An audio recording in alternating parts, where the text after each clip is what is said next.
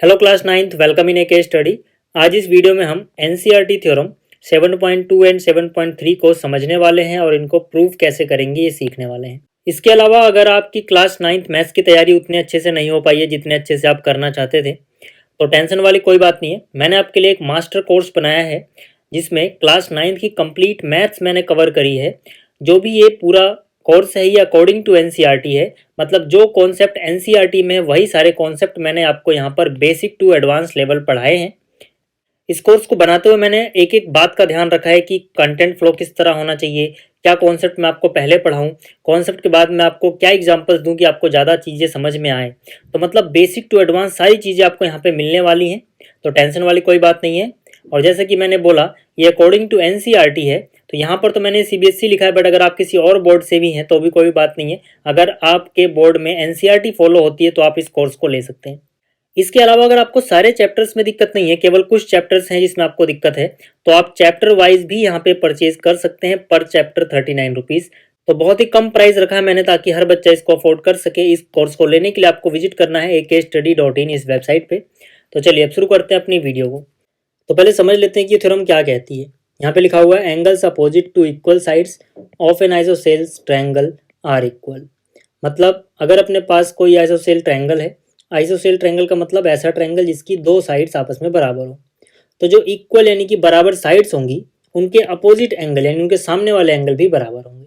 जैसे मान लो यहाँ पे ए बी और ए सी आपस में बराबर है, तो ए बी के सामने कौन सा एंगल है, एंगल सी, और ए सी के सामने कौन सा एंगल है, एंगल बी। तो ये दोनों एंगल भी बराबर होंगे अगर ये साइड्स आपस में बराबर थी तो। यही ये थ्योरम हमें बताती है। अब इसको हम कैसे प्रूव करेंगे वो देखते हैं।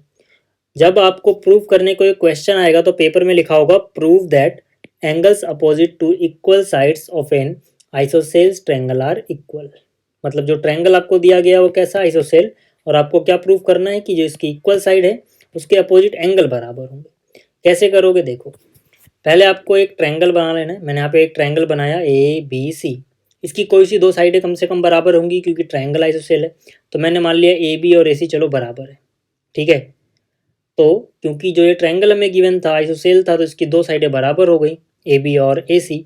तो मैंने गिवन में लिख दिया कि ए बी और ए सी हमें बराबर दिया हुआ है। हमें क्या प्रूव करना है कि जो बराबर साइड्स हैं उनके अपोजिट एंगल बराबर हैं। ए बी के अपोजिट कौन है, एंगल सी, और ए सी के अपोजिट कौन है, एंगल बी। तो मतलब मुझे एंगल सी और एंगल बी बराबर प्रूव करना है। तो मैंने टू प्रूव में लिख दिया कि मुझे प्रूव करना है सी और बी बराबर है। कैसे करेंगे, इसके लिए हमें कंस्ट्रक्शन करनी पड़ेगी। कंस्ट्रक्शन क्या करनी पड़ेगी, यहाँ ए से, ठीक है, हम एक लाइन सेगमेंट खींचेंगे ए डी जो एंगल ए को बाइसेक्ट करेगा। मतलब ये वाला जो एंगल 1 और ये वाला जो एंगल 2 है ये बराबर है। मतलब ए डी ने ए के बराबर बराबर दो टुकड़े किए हैं। पहले टुकड़े का नाम मैंने एंगल 1 बोल दिया, दूसरे टुकड़े का नाम मैंने एंगल 2 बोल दिया, ठीक है। तो जो कंस्ट्रक्शन हम करते हैं हमें लिखनी होती है, तो मैंने यहाँ पे लिखा है draw A D which is angle bisector of angle A, यानी एंगल ए का हमने बाइसेक्टर खींचा है। अगर बाइसेक्टर है तो इसका मतलब 1 और 2 क्या हो गए, बराबर, वो मैंने यहाँ पे मेंशन कर दिया, ठीक है। अब देखो, अब मैं क्या करूँगा, अब अगर किसी तरह से मैं ए बी डी ये वाला जो ट्रायंगल है इसको कॉन्ग्रुएंट कर दूं ए सी डी के, तो by C P C T हमें बी और सी बराबर मिल जाएंगे, ठीक है। तो मैंने यहाँ पे लिखा है प्रूफ में in triangle A B D यानी कि ये वाला triangle and triangle A C D यानी कि ये वाला, इनमें क्या है देखो, ए बी ए सी के बराबर है, ए बी ए सी के बराबर है, गिवन है। इसके अलावा एंगल 1 एंगल 2 के बराबर है। क्यों बराबर है, अकॉर्डिंग टू कंस्ट्रक्शन।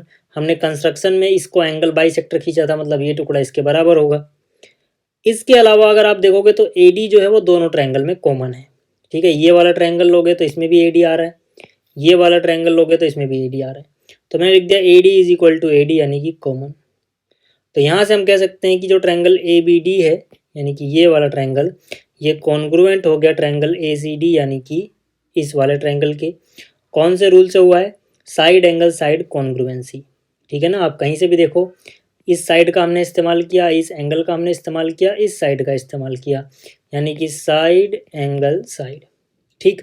जैसे इतना हो गया, अब हमारा मकसद क्या था, हमें बी और सी बराबर करने थे। तो इस ट्रायंगल ए बी डी में यहाँ पे बी आ रहा है, बी देखो कहाँ आ रहा है, बीच में, तो मैंने यहाँ बी लिखा। इसके बराबर कौन होगा, जो यहाँ पे बीच में कौन है, सी। ठीक है, इसको हम बोलते हैं कोरस्पॉन्डिंग पार्ट। तो angle B is equal to angle C, क्योंकि ट्रायंगल कॉन्ग्रुएंट थे तो उनके कोरस्पॉन्डिंग पार्ट बराबर होते हैं। इस बात को हम शॉर्ट में लिखते हैं CPCT, यानी कि corresponding part of congruent triangle are equal. ठीक, तो ये आपको समझ में आ गया होगा। अगला देखते हैं, अगला क्या है, थ्योरम 7.3। ये बिल्कुल कन्वर्ज है 7.2 का। 7.2 में क्या था, साइड्स बराबर होंगी तो उनके अपोजिट एंगल बराबर होंगे। यहाँ पर क्या है कि अगर एंगल बराबर हैं तो उनके अपोजिट साइड बराबर होंगी, यानी कि the sides opposite to equal angles of a triangle are equal. यानी इस बार हमें एंगल बराबर दिए गए हैं, हमें उनके अपोजिट साइड्स को बराबर करना है। तो फिर से वही डायग्राम बनाओगे, लेकिन इस बार गिवन में क्या लिखोगे, हमें गिवन है कि एंगल बी और एंगल सी बराबर है, इसीलिए मैंने यहाँ पे एक एक कट लगा दिया। ठीक, और प्रूफ में क्या लिखोगे, टू प्रूफ, यानी जो हमें प्रूफ करना है उसमें एंगल बी के सामने कौन सी साइड आ रही है, AC, और एंगल सी के सामने कौन सी साइड आ रही है, AB, यानी कि मुझे AC और AB ये साइड्स बराबर दिखानी है। कंस्ट्रक्शन हम सेम करेंगे जो हमने पहले करी थी, यानी कि एंगल A का बाइसेक्टर खींच देंगे। बाइसेक्टर है ये अगर एंगल A का, तो मतलब 1 और 2 बराबर होगा। अब प्रूफ में फिर से आप इनको कॉन्ग्रुएंट कर दो बस। कौन कौन से ट्रायंगल को, ABD ये वाला और ACD ये वाला। ठीक है, कैसे करेंगे देखो, एंगल B और एंगल C बराबर है, ठीक है ना, इस ट्रायंगल का एंगल B और इस ट्रायंगल का एंगल C क्यों बराबर है, क्योंकि B और C बराबर गिवन है। ठीक, इसके अलावा इस ट्रायंगल का एंगल 1 और इस ट्रायंगल का एंगल 2, यानी कि 1 और 2 आपस में, यानी कि एंगल 1 और एंगल 2 आपस में इक्वल हैं। क्यों इक्वल हैं, अकॉर्डिंग टू कंस्ट्रक्शन। कंस्ट्रक्शन ही हमने ऐसी करी है कि ये टुकड़ा इसके बराबर है। इसके अलावा AD दोनों में है कॉमन, तो AD is equal to AD common. तो यहाँ से हम बोल सकते हैं ABD और ACD जो ट्रायंगल्स हैं ये कॉन्ग्रुएंट हो गए। क्यों हुए, एंगल साइड कॉन्ग्रुएंसी से। किसी भी एक ट्रायंगल को पकड़ो, आपको समझ में आ जाएगा। जैसे मैं इस ट्रायंगल की बात करूं तो मैंने क्या क्या इस्तेमाल किया, इसका ये वाला एंगल इस्तेमाल किया, ये वाला एंगल इस्तेमाल किया, फिर ये साइड इस्तेमाल करी, यानी कि एंगल साइड। ठीक है, तो ये भी हो गया। तो यहाँ से हमें क्या चाहिए था, हमें तो साइड्स बराबर चाहिए थी। कौन कौन सी साइड, AB और AC।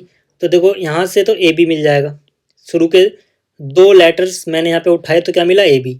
अब इसके भी शुरू के 2 ही लेटर्स उठाऊंगा तभी वो कोरस्पॉन्डिंग पार्ट होगा। तो यहाँ से शुरू के 2 देखो क्या है, AC। तो AB और AC बराबर हो गया CPCT से। ठीक है, और ये मुझे प्रूफ करना था। तो उम्मीद करता हूँ आपको ये वीडियो समझ में आ गई होगी। इस वीडियो में इतना ही, जल्दी मिलेंगे अगली वीडियो में। इस वीडियो को देखने के लिए थैंक्स।